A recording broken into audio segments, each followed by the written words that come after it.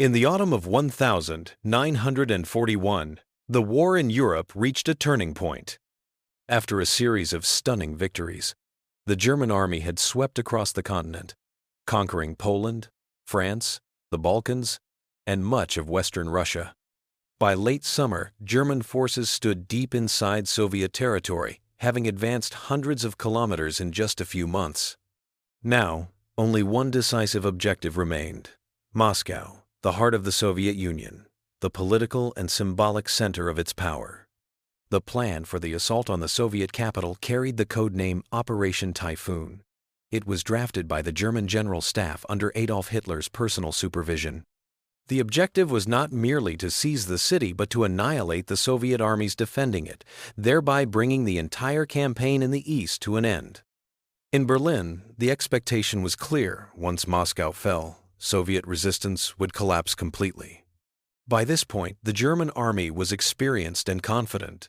The Wehrmacht had achieved its victories through the tactics of Blitzkrieg, rapid, coordinated strikes combining tanks, mechanized infantry, and air support.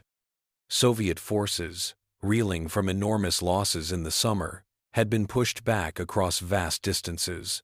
But as the front moved eastward, the German war machine began to feel strain. Supply lines stretched thin, fuel and ammunition became harder to deliver, and the autumn rains turned the Russian roads into mud. Nevertheless, on the 2nd of October 1941, Operation Typhoon began.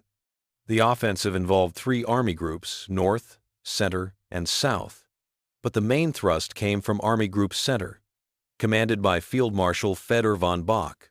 It included the elite panzer divisions of Generals Heinz Guderian, Hermann Hoth, and Erich Hoepner. The German command hoped to repeat its earlier successes: encircle Soviet forces west of Moscow, destroy them, and then march unopposed into the capital. The opening phase of the operation was devastatingly effective.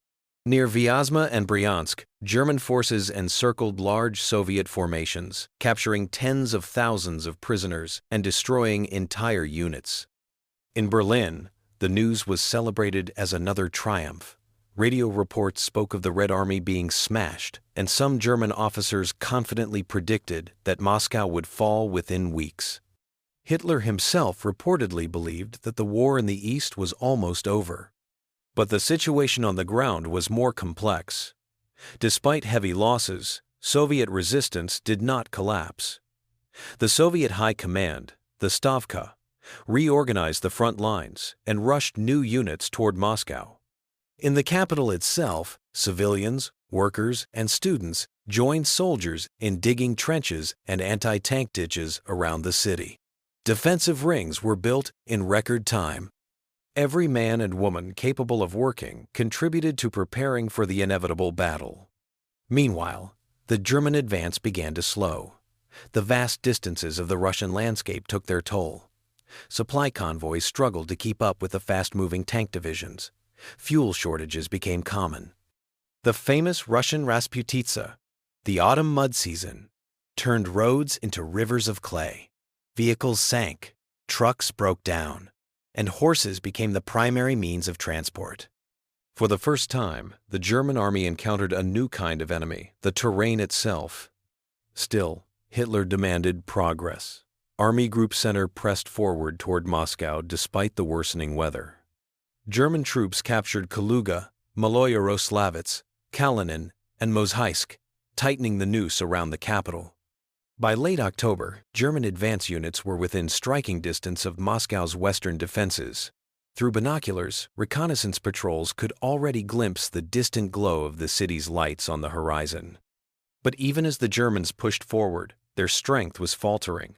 Men were exhausted, equipment worn down, and the first signs of winter were appearing. Temperatures dropped below freezing at night. Engines refused to start, and weapons jammed in the cold.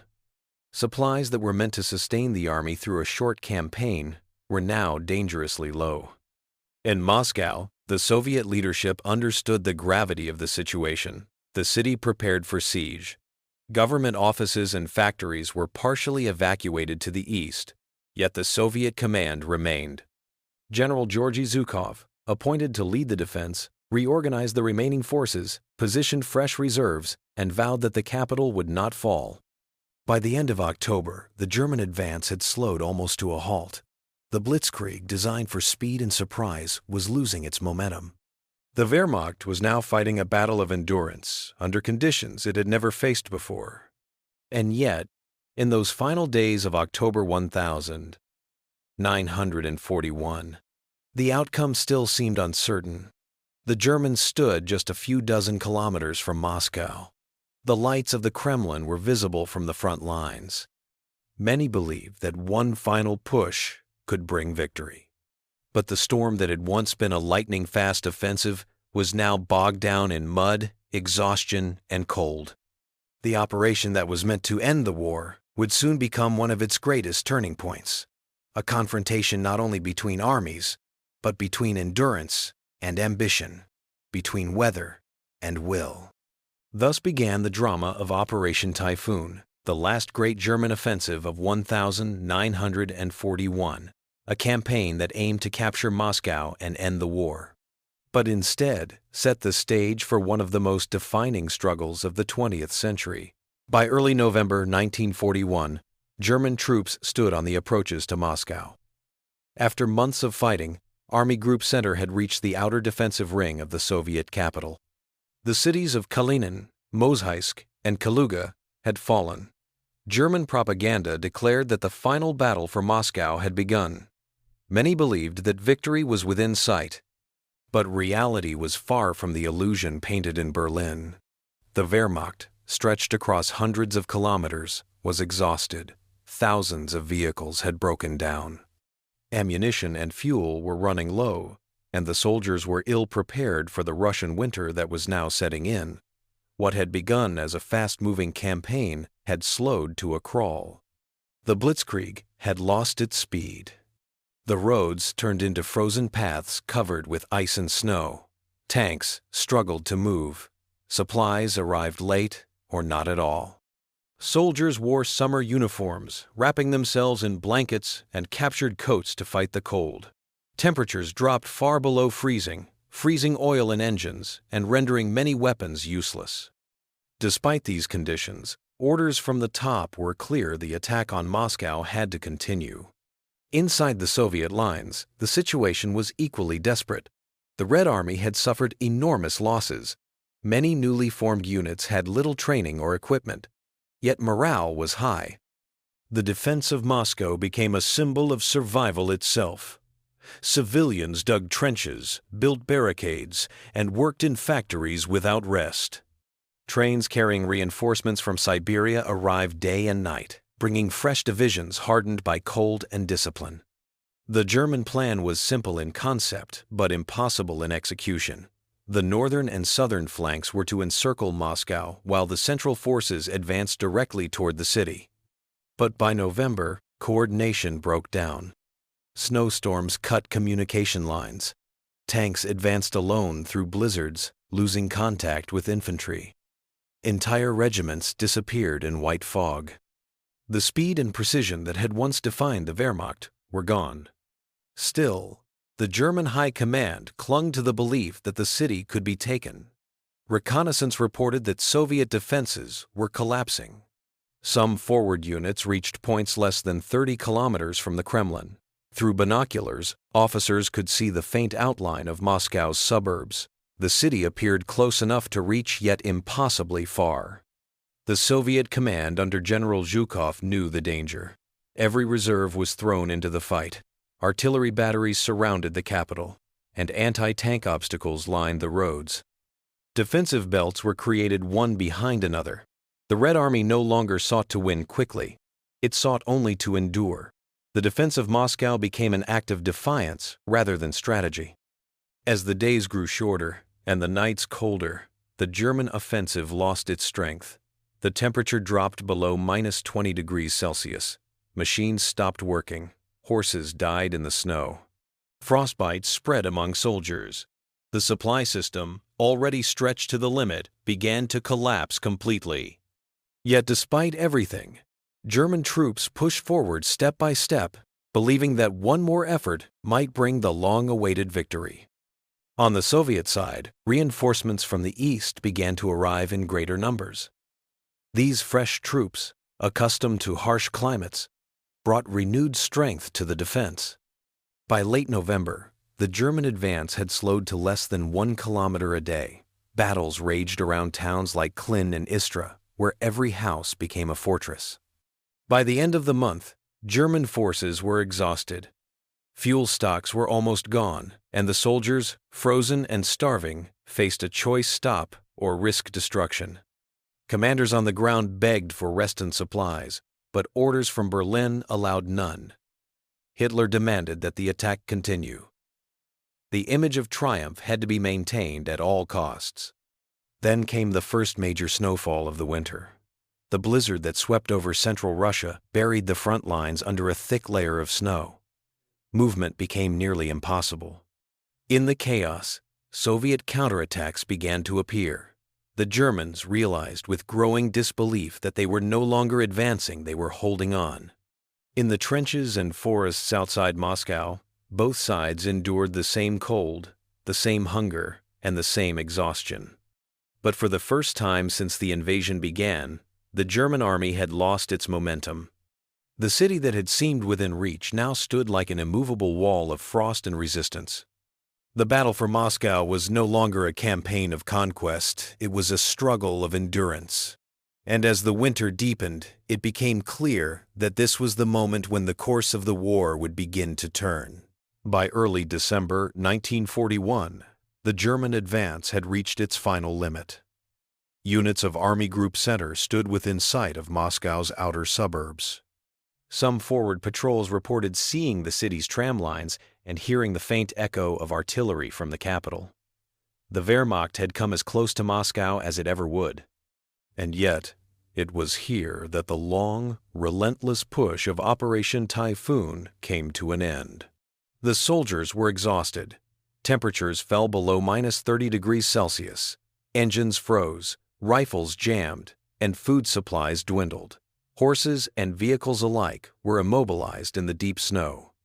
Men wrapped themselves in whatever they could find: blankets, straw, torn uniforms, but the cold penetrated everything.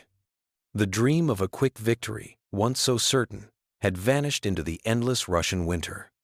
While the Germans struggled to survive, the Soviet command was preparing a response.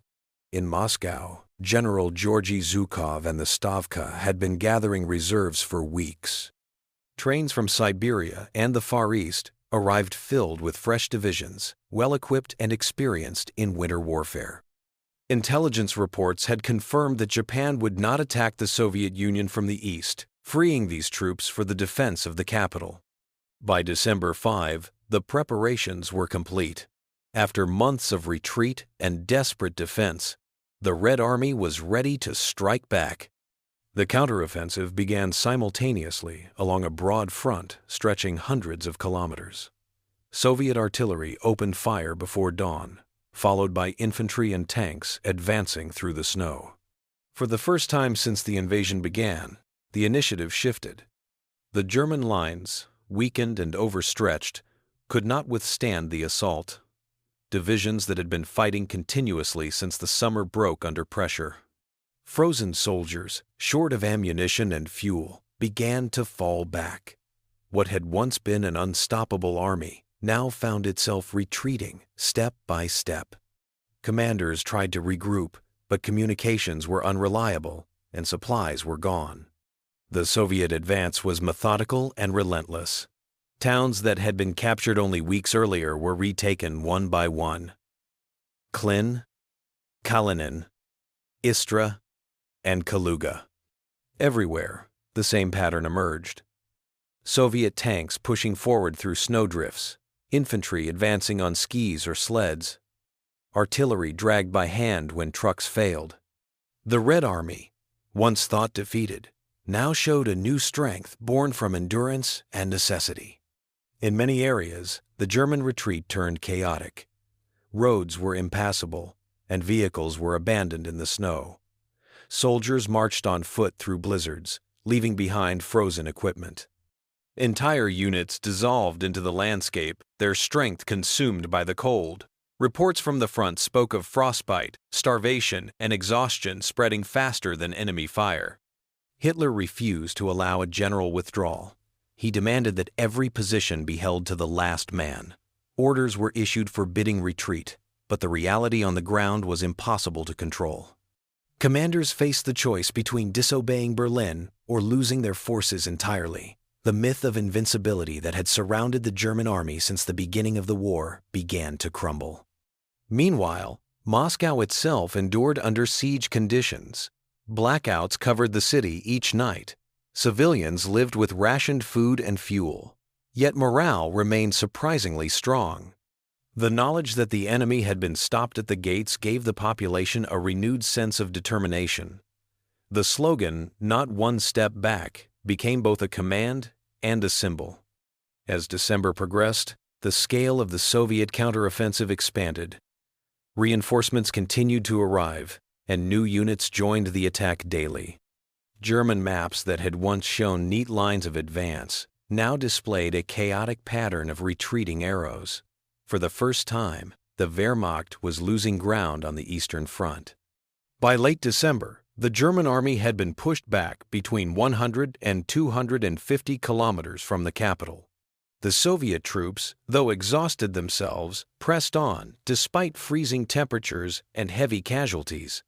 Their goal was not only to drive the enemy away from Moscow, but to prove that the tide of war could still change. By the end of the year, Operation Typhoon had collapsed completely. The Wehrmacht, once within reach of its greatest prize, now faced the grim reality of its first major defeat on land. The legend of Blitzkrieg, swift and decisive conquest, had been broken by mud, frost, and unyielding resistance. The Battle of Moscow became a turning point. For the first time, the German army was forced into strategic retreat. The psychological impact was immense. Across Europe and beyond, people realized that the war in the East would not be short, and victory for Germany was no longer certain. The counteroffensive around Moscow did not end the war. It only marked the beginning of a new and far longer struggle. But it changed everything. The momentum of conquest had shifted. What had once been a campaign of unstoppable advance had turned into a war of endurance, fought not just with weapons, but with willpower and survival against the cold. In the snow-covered forests west of Moscow, the armies of two empires faced each other in silence as 1941 came to a close. The line had held, the capital had survived. And for the first time since the beginning of the war, the world saw that the German advance could be stopped. By January 1942, the fields and forests around Moscow were frozen solid. The once mighty German army, which had advanced deep into the Soviet heartland, was now retreating through snow and ruin. Operation Typhoon, planned as a swift strike to end the war in the East, had failed completely. What was meant to be Germany's greatest victory had become its first major defeat. The Soviet counteroffensive had pushed the enemy far from the capital. Towns liberated by the Red Army were left in devastation, burnt villages, shattered roads, abandoned tanks, buried in ice. The Wehrmacht, unable to adapt to the brutal conditions, was forced to dig in along improvised defensive lines. Soldiers who had once expected to parade in Moscow now struggled simply to survive the winter. In Berlin, shock turned to denial. Hitler refused to accept retreat. He dismissed generals who suggested withdrawal and ordered that every position be held at any cost. But his commands could not change reality. The front was stretched beyond repair, and reinforcements were scarce. The illusion of German invincibility, built on years of victories, was breaking apart in the snow outside Moscow. For the Soviets, the victory brought renewed confidence.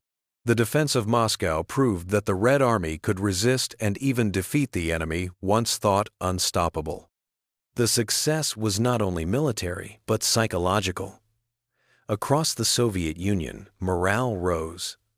The population, exhausted by months of fear, now believed that the tide of war could turn. The city itself bore the scars of the siege blackouts, ruined suburbs, and mass evacuations, but it had endured. Factories continued to produce weapons despite bombings, and thousands of workers labored through the cold to rebuild. The defense of the capital became a symbol of national unity. The idea that Moscow would never fall became a cornerstone of hope. For Germany, the consequences were immense. The failure to capture Moscow shattered strategic plans for a quick victory in the east. The Eastern Front, instead of collapsing, had hardened into a long, exhausting struggle. The Wehrmacht, designed for rapid campaigns, was now locked in a war of attrition it was unprepared to fight. Supplies, manpower, and morale all began to erode. In the months that followed, both armies settled into a stalemate. The Soviet forces, though victorious, were exhausted and short on equipment. The Germans dug defensive positions, waiting for spring. But the psychological balance had shifted. The Soviet Union had survived the most dangerous moment in its history. The world realized that the conflict in the East would decide the outcome of the entire war. The Battle of Moscow marked the first true turning point of World War II. It ended the myth of German invincibility and proved that the Red Army could hold its ground. The German defeat forced Hitler to reconsider his strategy, setting the stage for new offensives that would stretch his armies even further toward Stalingrad, toward the Caucasus, and ultimately toward disaster. When the snow finally began to melt in the spring of 1942, the front remained frozen in place, a scar across the Russian landscape. Millions of men had fought for every kilometer, and both sides understood that the war was far from over. But one truth was now clear: the road to Moscow had closed forever. The failure of Operation Typhoon became more than a military setback. It was the moment the balance of the war began to shift. The world, stunned by how close the Germans had come to taking the Soviet capital, would later see that this near victory marked the beginning of their long decline. The frozen fields outside Moscow had changed history.